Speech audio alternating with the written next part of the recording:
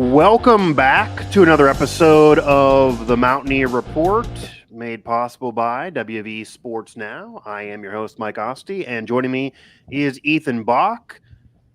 Summer is nearing an end, much to my dismay here, as we continue to rattle off the days in August, but that means a new college football season is fast approaching, and while all that is happening, the basketball program, both basketball programs, are also gearing up to start their new years as well. But before we get to some updates on Mountaineer hoops, and that includes a lot of winning for both the men and really the women on their foreign trips, but we are going to first talk WVU football camp. It is fall camp as the Mountaineers are gearing up for a new season, and as they're getting ready and a lot of players returning, some newcomers there. The vibes are all good. We've touched on it on our last couple editions of this show. They also got some news, which may motivate them more, but also may potentially provide some signs of optimism for how they're being viewed nationally going into the season. And that's been polarizing throughout the offseason. The Mountaineers get some votes. They don't get in the top 25, but they get some votes in a major poll for their top 25. It is the coaches poll, the same poll. They actually got ranked 25th to end the 2023 season. That was after the bowl game. So the final poll of the 2023 year put them at 25. They didn't get in the AP poll. They obviously didn't get the overall playoff rankings. They weren't part of that. They had got close to the AP poll at one point last year, but they didn't get in there. They get some votes, don't get in for the coaches poll. So Ethan, how do you take this? Do you take this as optimism, as positive things if you're a member of the football program and if you're a coach at WVU, or do you take this as another slight because you feel like you should have been part of the top 25, and kind of where do you think they're going to fit in the mix of the other polls?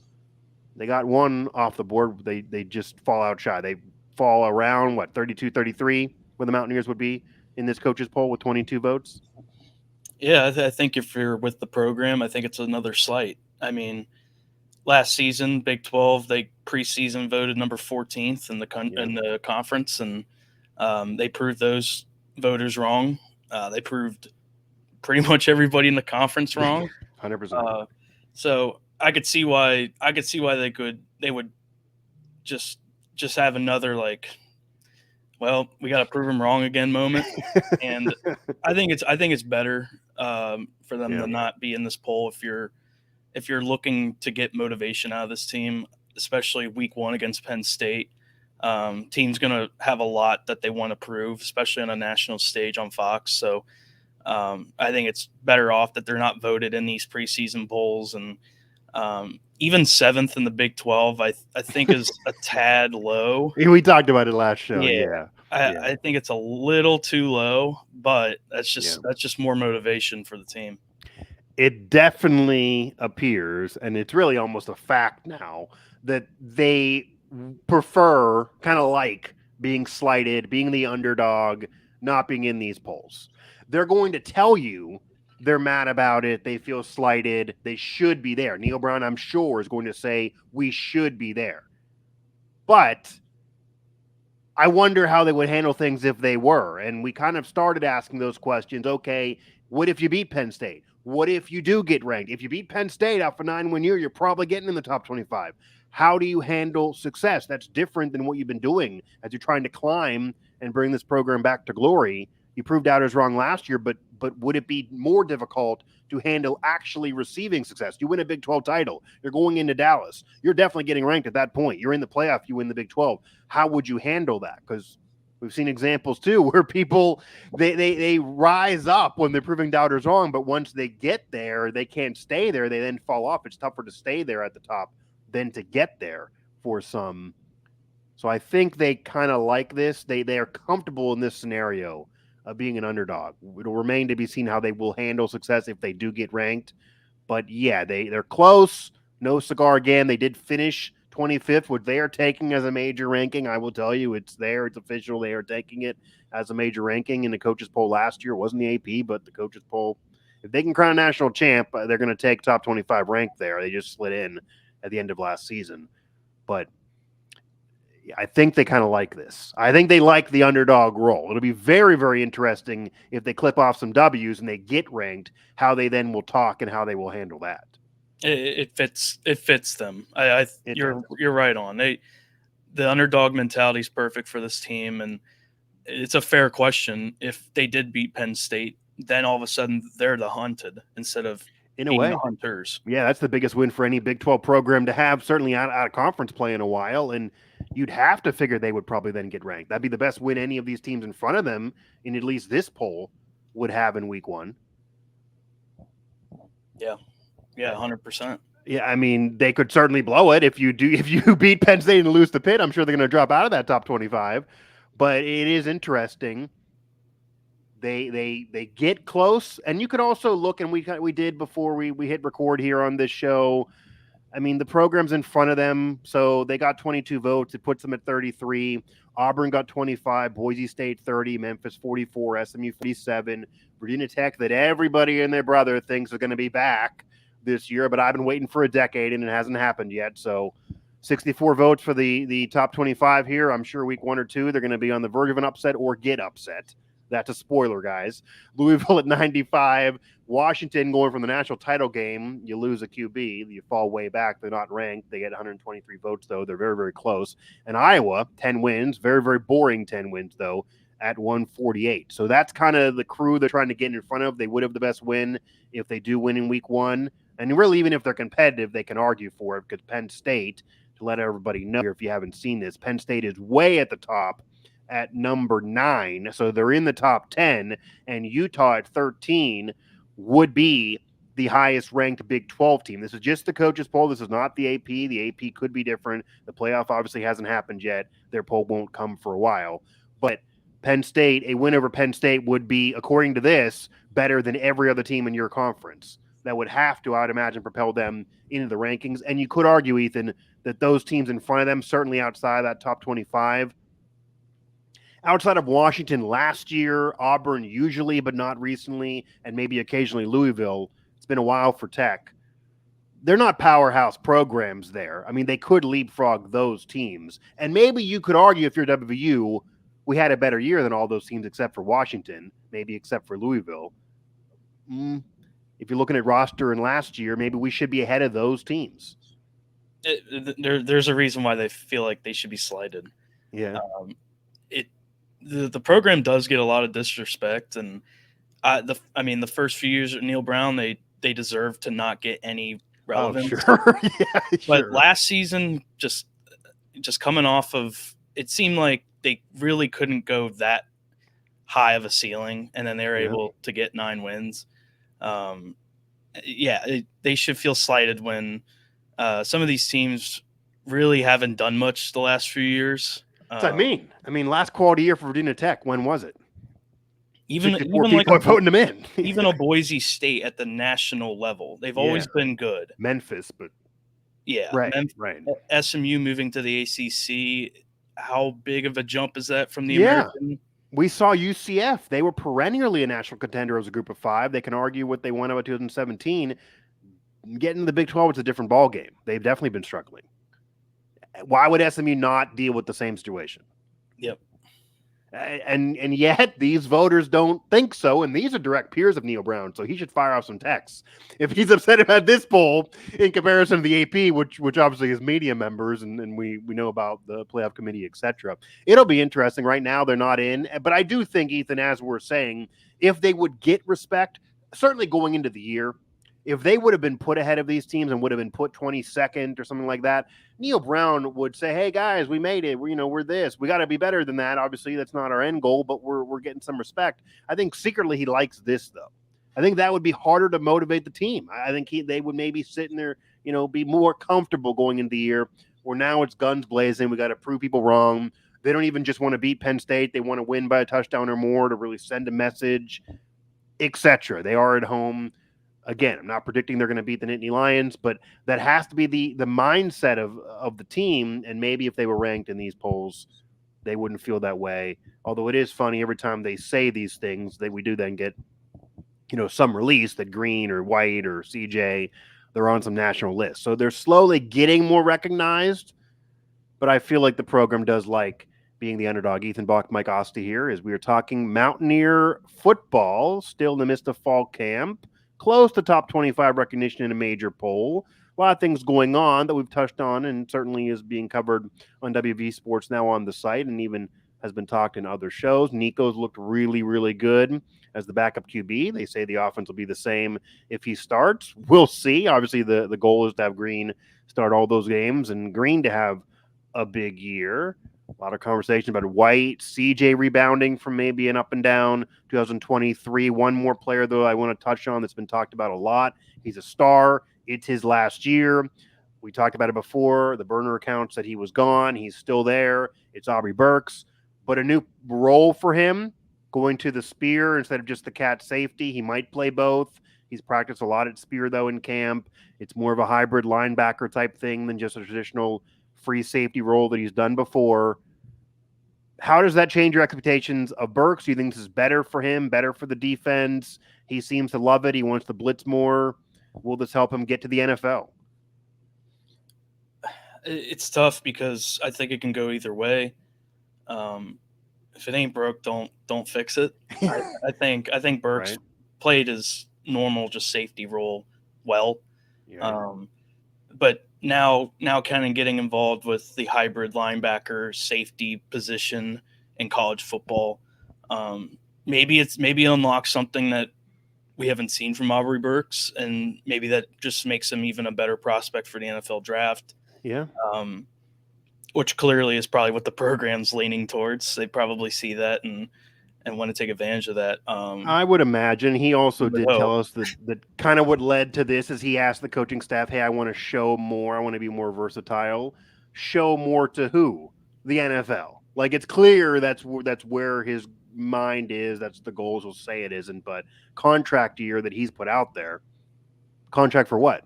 The NFL. Like, that's what he's trying to do. But yeah, it is kind of a risk, a little bit.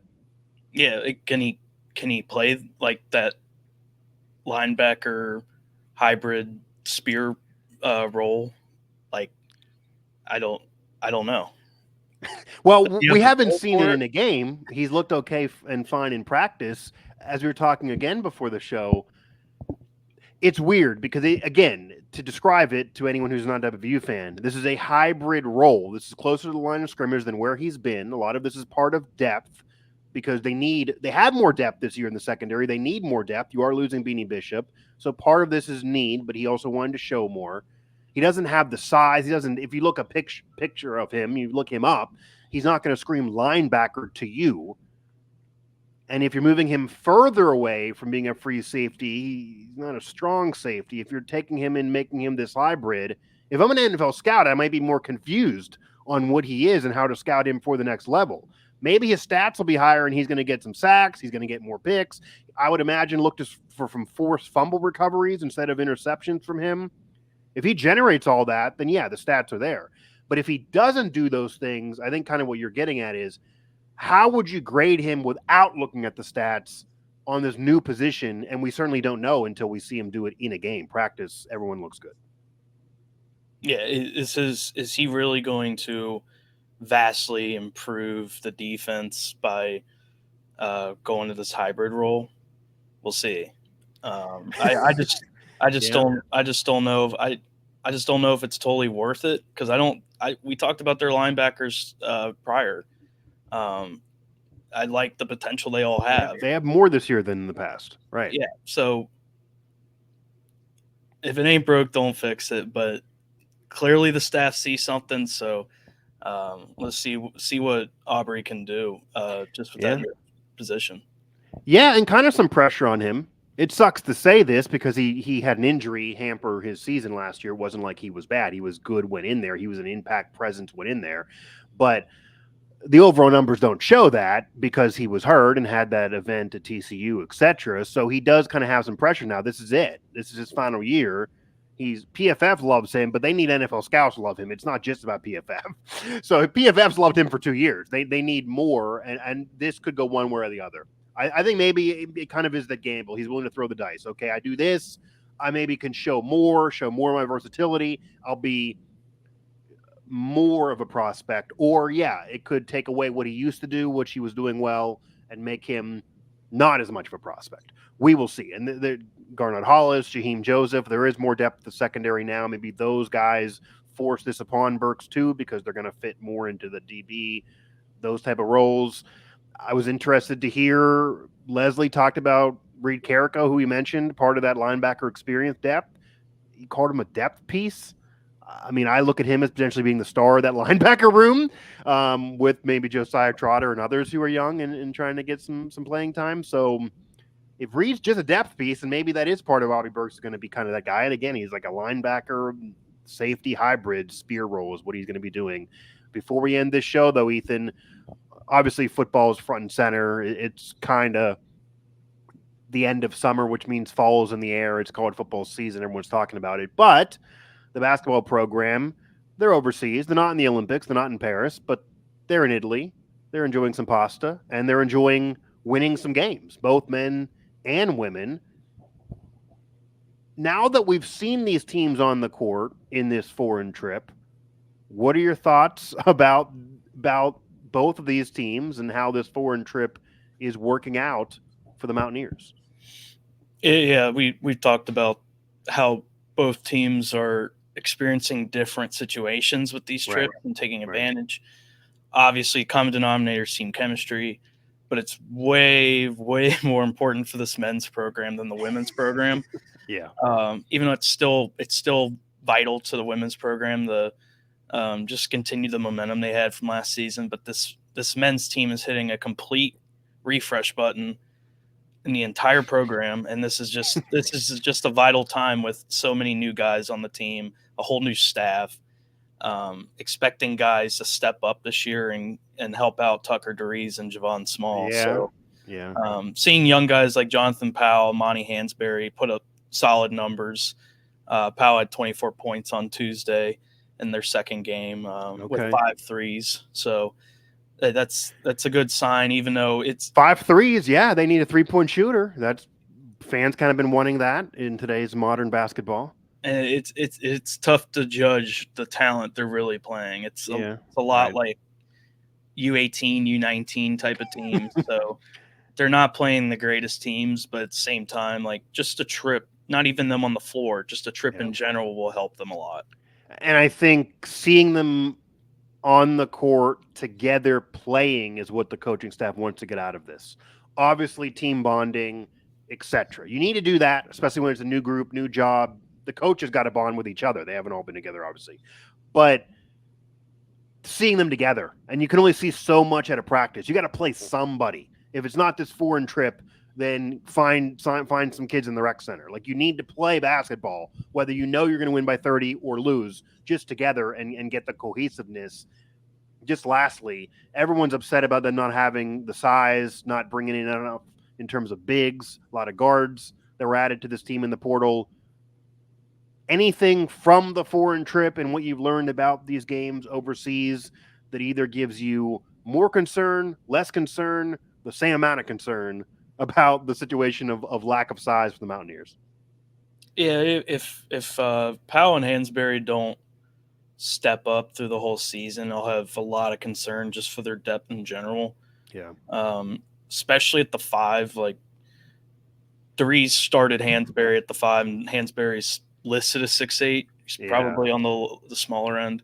They have one true guy there. One true big in Eduardo Andre, who started on Tuesday. But we saw it happen last year when Jesse Edwards got hurt for 6 weeks. Pat Sumnick had to step in, a smaller 5, more so a power forward, step in, and he played well. But when you don't have that much depth in the front court, especially during Big 12 play, you're going to struggle. And West Virginia had a lot of front court depth issues last year, whether it's an injury, whether it's a cook, his health scare, just anything. So, it was bit from the start, right? That's just an example. And and even under Hugs, they had towards the end they had the same sort of struggle when they're starting Isaiah Cottrell at the 5. So that's my concern still. I think this team might surprise me and others just with their scoring. I think it's early. It's obviously only the foreign trip, but if they get hot, they could sneak up and beat somebody you don't expect them to beat. Like that's kind of how this team is built. Yeah, I think the two X factors are clearly Amani Hansberry and Jonathan Powell. Okay, and they're playing well. So the X factors are playing well, and then on the women's side, Quinterly's playing well. Obviously, they're going to go as far as she will take them, but two different situations now for the men's and women's. They're both overseas. Again, this trip was supposed to happen last year. It's happening this year, and maybe a blessing for the program to do it now, get chemistry with this team, new coaching staff. This group is more important than obviously last year's was, and that was a bridge to this new era of Mountaineer basketball. He's Ethan Bock. I'm Mike Asti. That'll do it for this edition of the Mountaineer Report. We will be back with another one of these, at least one more of these, before the end of this week. And by that point, I will have seen one more day of camp practice for the football team, and we'll kind of be wrapping up the tour of Italy as well. I'm jealous of their pictures and what they're putting out on social media, more so what they're doing off the court and playing a game or two. We also have all of that coverage, of course, at WV Sports Now.